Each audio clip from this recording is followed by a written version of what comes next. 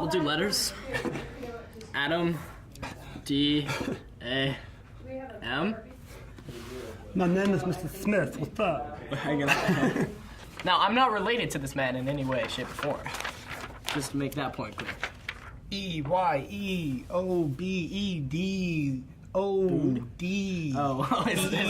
before I go into the questions, give me a little rundown what you can describe about Eyobed. Unpredictable. Unpredictable.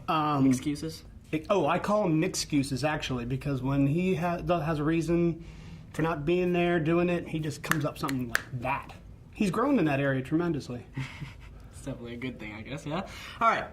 What are the main ways you have seen Eyobed grow in the grace of God during high school? Okay, well, I've coached Eyobed for a number of years in basketball, and I have seen him grow tremendously in the area of leadership. He's really done a great job on the basketball team this year, working with the younger guys, calming them down during timeouts and leading them through things. So I've been very impressed with him. He was a team captain for the JV team, and that showed a lot of humility being on a JV team as a senior, but I really appreciated it, and it really helped our team. Nice. Well, most people that know Eyobed personally know him as more of a funny guy. So you've been around him a lot. Tell me one significant funny story that you think of.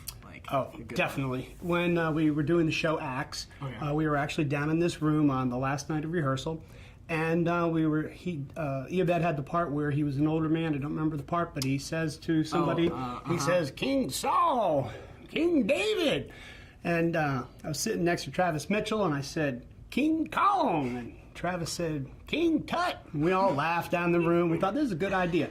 So after the run, I said, "Eyobed, come here, man. I got a line for you." And we talked about it. Eyobed's got those big eyes, and he gets all big eyes. Oh, that's a good one. And I said, "But wait, I got to talk to Mrs. Mays first." He said, "Oh yeah." So the next night, opening night, things are going. The first night went on forever.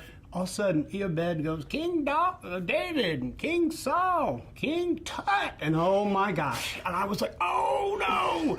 And the place cracked up, and they went for it, and thank goodness Mrs. Mays thought it was funny. Yeah, we'd be in trouble. All right.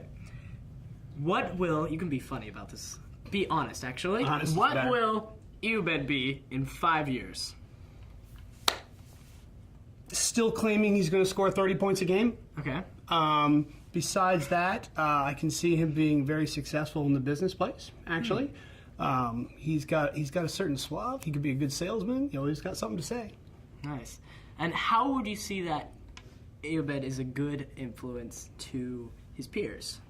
I would say, as I mentioned earlier with the basketball team, he was a really good influence, a good leader on the team, working hard, and that's a trait you can bring into anything in life, just a good hard worker. What is Eyobed really passionate about?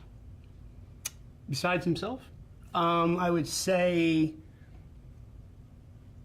there's a lot of things, music, his friends, the typical teen things, I think. So, and basketball, loves basketball, and when he was involved in the shows here at Covenant Life, he was also very passionate about that. And how has Eyobed personally affected you? Oh, he's had a lot of effects on me. I've really enjoyed our relationship. It's been fun. It's been challenging. Anybody knows Eyobed knows he can be a challenge at a time, but there's a lot of a good play back and forth with us and goofing around. So I've enjoyed our relationship. That's all the questions I got. Well, thank you very much, Adam. It's nice being with you tonight. Yeah, nice being to know this Eyobed guy. Yeah, he is a good guy. You got to meet him sometime. Meet him someday. So. Yeah, definitely.